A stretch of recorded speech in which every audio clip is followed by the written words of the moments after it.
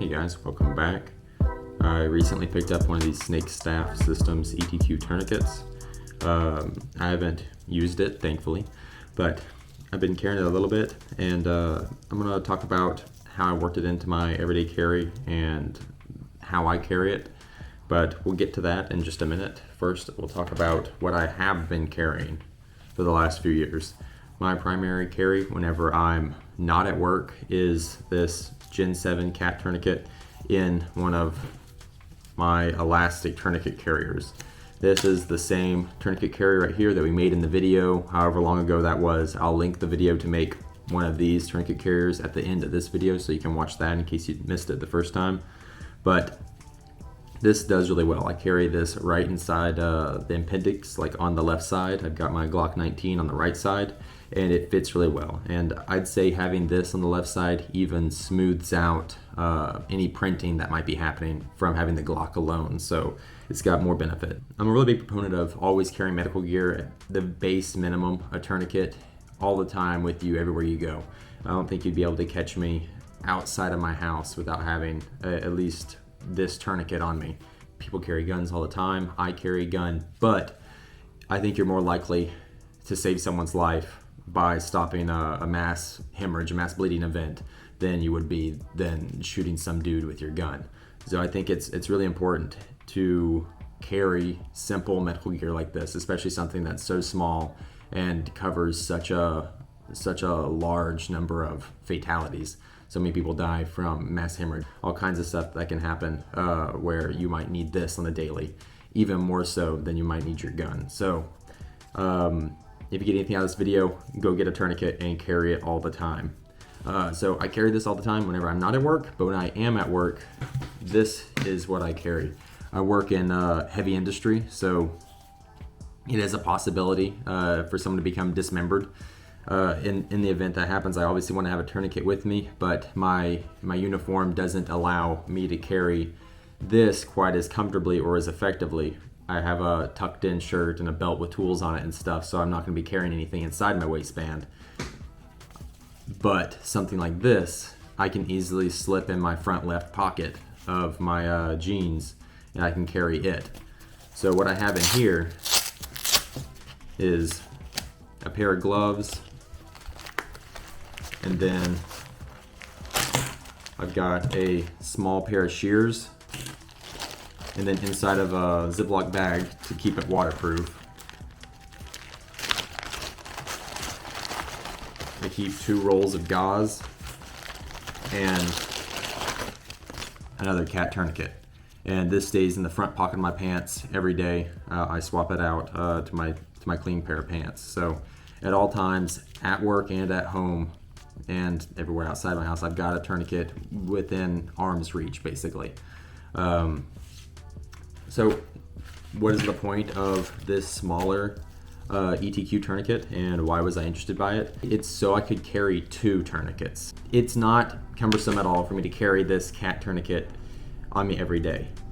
Only thing is, I wish whenever I had the need to go to like a really high population area or something like that, like a big events happening or a concert, something like that, higher danger of something happening or mass casualty events, I might want to be able to carry 2 tourniquets. And in that case, I'm not going to be carrying it inside the waistband like I would this. I want something smaller that I can tuck like down my front right pocket, like next to my wallet or underneath my knife or something like that. So this is in the size range where I think it'd be most advantageous to carry it inside of a pocket. Yeah, sure.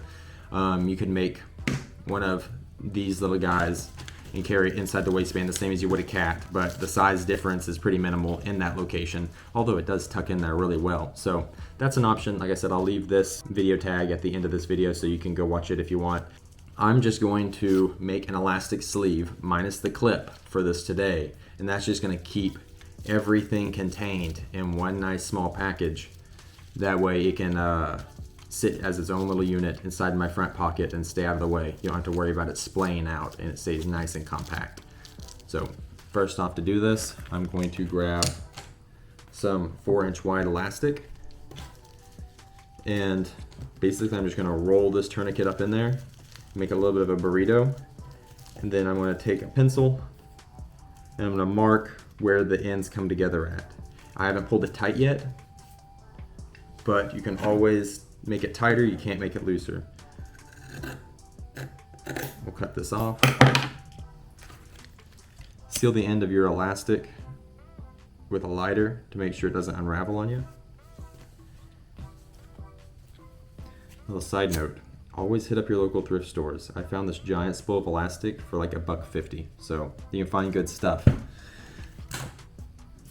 Once we have our piece of elastic cut to length, we're just gonna fold it in half, and along our 2 cut edges, we're just gonna put a stitch up and then back down, and then that's gonna be it.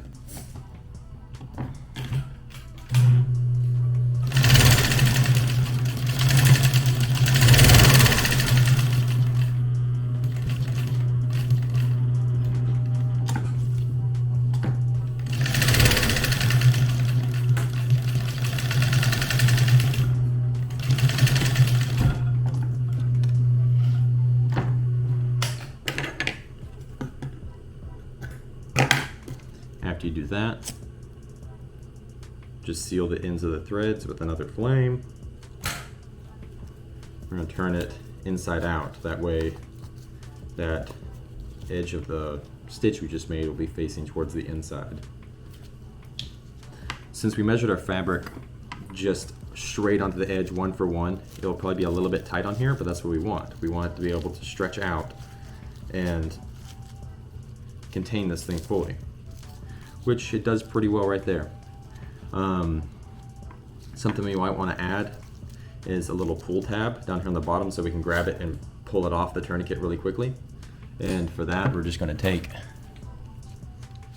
a little piece of 1-inch webbing, cut it off about 2 inches long.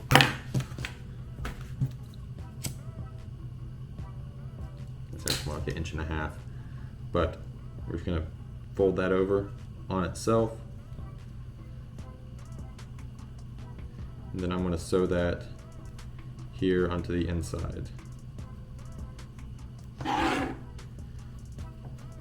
Probably would have been a good idea to do this before we sewed it closed, but it's an afterthought that I just now thought of. So do or don't do this. It won't make much of a difference, but we'll give it a try. I haven't carried this tourniquet up until now, so as I'm testing it out, I'll see if I like having that little pull tab. I doubt it'll really make any difference to me at all, but I'm sure it could help.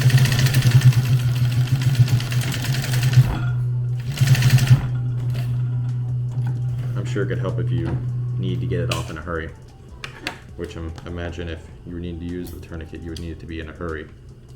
And I didn't quite like how tight it was. It actually was a little bit loose, I think. So, just like you could do with any tourniquet you're making this for, fold it back out right and put another stitch up and down just about 1/8 of an inch in closer.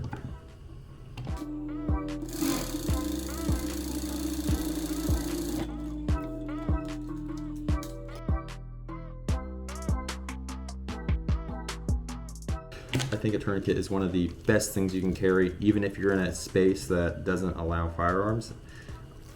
I think that if I could only carry one thing, a tourniquet or a gun, I think I'd probably pick a tourniquet. Just because seeing the reality of which one's more likely to help someone, I'd say it's this. There we go. So we've got a really nice slim package.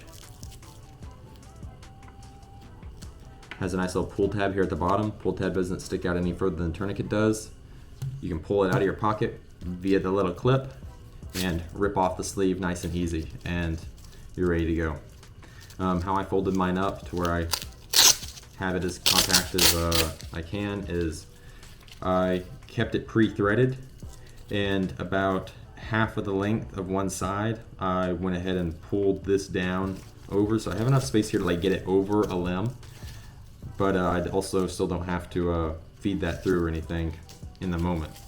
Then I fold this in thirds, fold it in one time, and I fold it in on itself a second time. And that gets me to about where I think it needs to be to have a pretty readily accessible, compact package. and I can just slide this back down inside this sleeve here. There you go. So I'm gonna start carrying this here and there. I don't think it's going to replace my cat as my primary tourniquet I carry, at least not until I guess they'd be able to do like more testing and stuff with this. I mean, you know, I'm always weary of new tourniquets, not at all saying that this is going to go the way of the rat's tourniquet. That thing was kind of junk right out of the gate, but let it prove itself a little bit more before I rely on this as my one and only primary tourniquet. But I think it'd definitely be a great backup or spare.